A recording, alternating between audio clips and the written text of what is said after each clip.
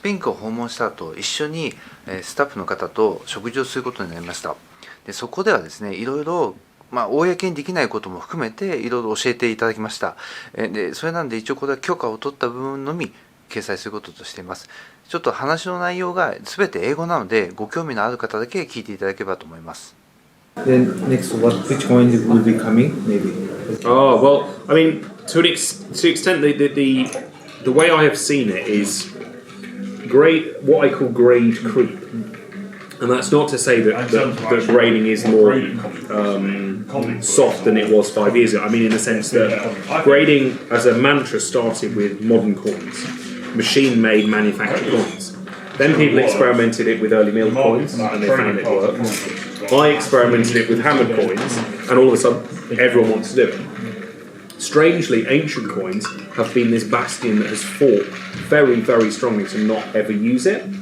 But it's an obvious one to use it in, because they have their own style of grading, and it guarantees the thing being authentic, which is kind of key for an ancient coin. And I'm surprised that people haven't valued it. Now, it's probably because in the grading market in ancients, you don't have 70 or 65, you have strike 5 out of 5, surfaces 4 out of 5, which probably puts a lot of people off.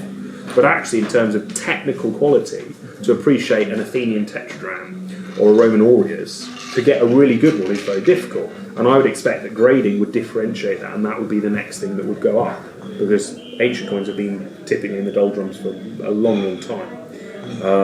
And as you say, understanding Roman emperors or collecting the Roman emperors, it's not that difficult. I mean, there is a very traditional collecting view for ancient coins, which is collect the 12 Caesars, after a book that Suetonius wrote in the 1st century AD, where he said the lives of the first 12 Caesars of Rome, from Julius Caesar to Domitian, and everyone since has wanted to collect those 12. That's the great 12. Every other one is meaningless. But that, I would think, if you could appeal that into an Asian audience as a concept, that would appeal very strongly in the same way that collecting the royal family does. So that would be, my gut would be the next thing that will move. But it's very difficult to call, because it doesn't grade in exactly the same way as the rest of the market. But that grade creep, it's gone through mill to early mill to hammered. Ancient should be next. And also, I just doubt, when I see the ancient coin graded coin, some coins are very lustrous. Very, it was made, in 2012. What is it? Gold coin, silver coin, both. It is a collector's minefield, because there were so many laws in so many countries about it, and that's why you've always got to question, how does an ancient coin have such luster, 2,500 years old? Very, very difficult one. But they are, I mean, in terms of technical, artistic beauty, ancient coins, are so much better than virtually every other striking of coin in the last 2,000 years, because the observation of the die, the details that are put in, the profile, the effigy, it's a technical art that, from a connoisseur's perspective, has always been championed and valued. I get my set challenges to try and build those 12 probably twice a year by people. It's just a shame. How much for a mint steak set, roughly speaking? In gold?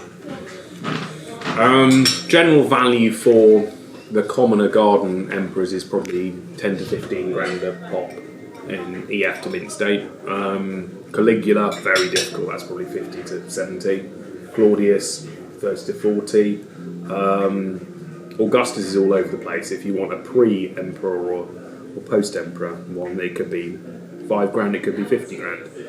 Julius Caesar, that's when you go up real big. There is a type which doesn't have his portrait on, which is probably 5 to 10 grand. Type with his portrait on, 6 figures probably. But that's just because of the icon, And if you want the Ides of March one in gold, that's 2 million, isn't it? So it's just stupid, isn't it? It rockets up depending on one particular characteristic.